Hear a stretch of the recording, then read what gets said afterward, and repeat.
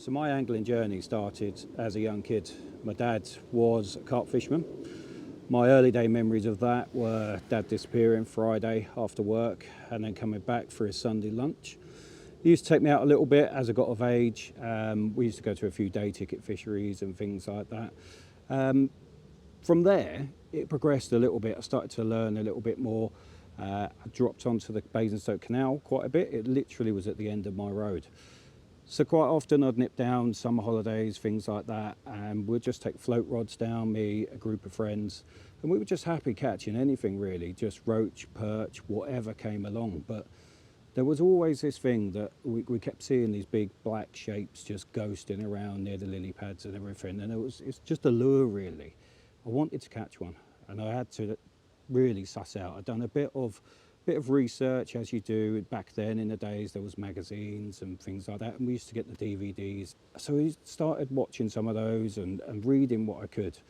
Small tactics really to, for the canal. There's nothing big, we're not talking big rigs or anything like that, but it was a lump of bread or some dog biscuits or something like that, and that's the way that I approached it really, and it's not really changed.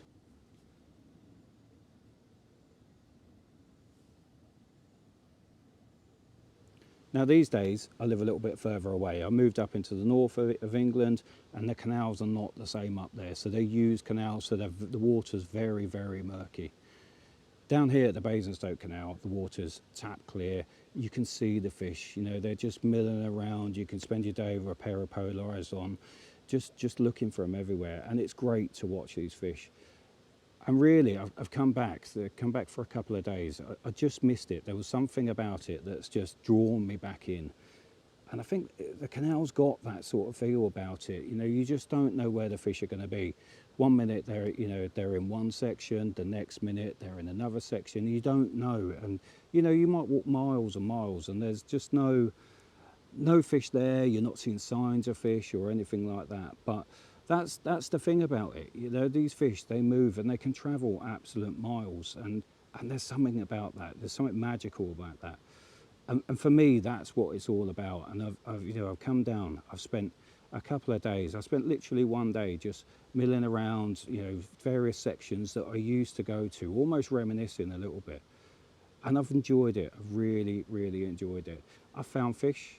I've managed to get some fish feeding on floaters, and tried a few little patchings, just baiting some margin spots and things like that.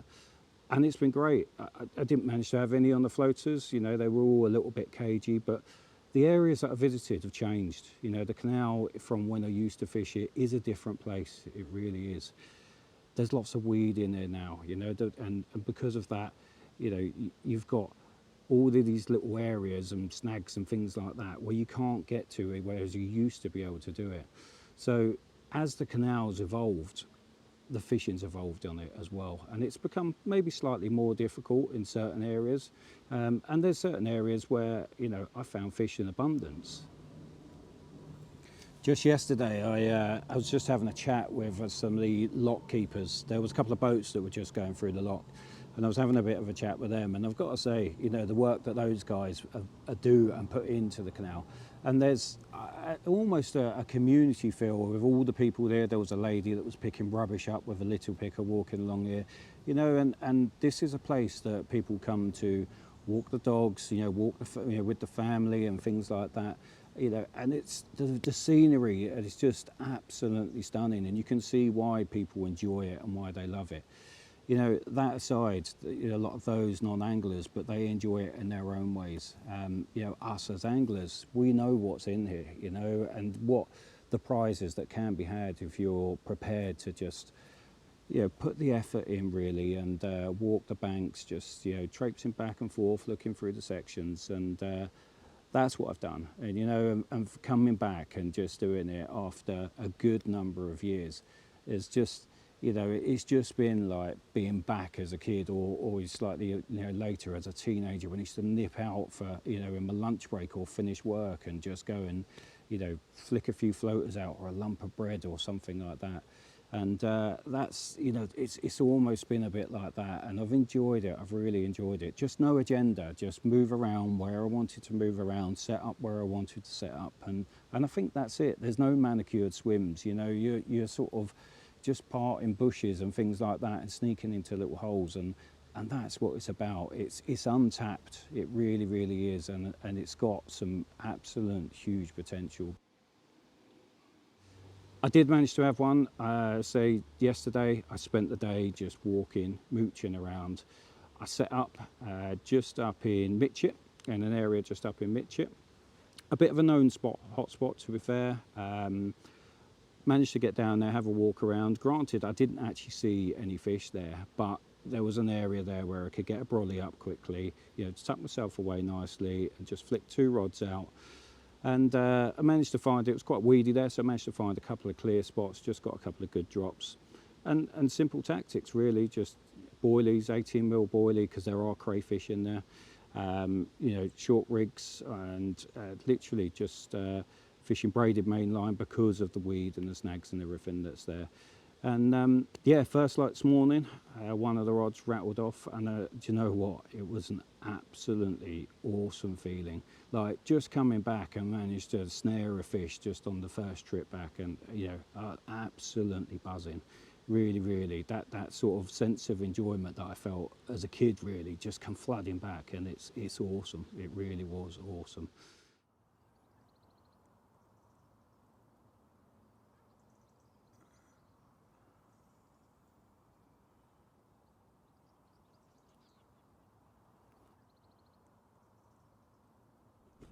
This is going to absolutely beat me to death, I think. Certainly a lively one.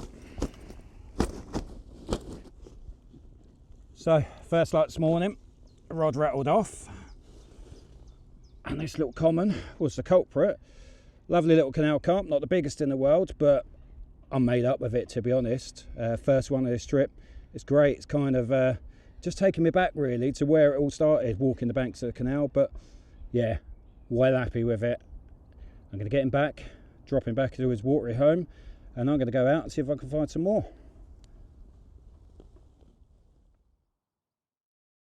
So yeah, it was not even a big fish. You know, in today's world of, you know, 30s, 40s floating around in every lake and all the rest of it. But for me, that's what it's not about here. You know, you just don't know. The fish could be £10, it could be £20. It doesn't matter. It's irrelevant to it. For me, you know, I thoroughly enjoyed it, and needless to say, it's definitely been worthwhile my trip. But potentially next time, I think I might go from Mitchett Lake and up. You know, try sort of Fleet and Church Crookham right the way up to the Greywell Tunnel, which is at the end. So maybe that's the next trip, and I'm actually looking forward to doing something like it again. You know, I've really enjoyed the time, and it's almost been a break from just going through the motions, you know, working, you know, round the lakes, you know, dropping into swims in amongst people, and you know, people not really talking to you maybe a little bit, and things like that. You know, this has just been an absolute buzz, and I've loved it, absolutely loved it.